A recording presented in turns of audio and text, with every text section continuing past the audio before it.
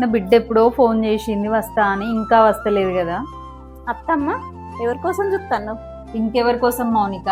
లావణ్య వస్తా అన్నది, ఇంకా వస్తలేదని చూస్తాను. అవునా అత్తమ్మ, రేపు రాఖీ పండుగ కదా, నేను కూడా ఇవాళ మా ఇంటికి వెళ్తా అత్తమ్మ. ఏంటి, మీ అమ్మోళ్ళ ఇంటికి పోతావా? నా బిడ్డ వస్తానని నీకు పని ఎక్కడ ఎక్కువ తగులుతుందని పోతా అంటున్నావు కదా. ఇట్లా కాదత్తమ్మ. అమ్మా వదినా బాగున్నావా? బాగానే ఉన్నారా? వదినా, నేను రాకముందే ఎక్కడ మీ ఇంటికి పోయినావా అనుకున్నా.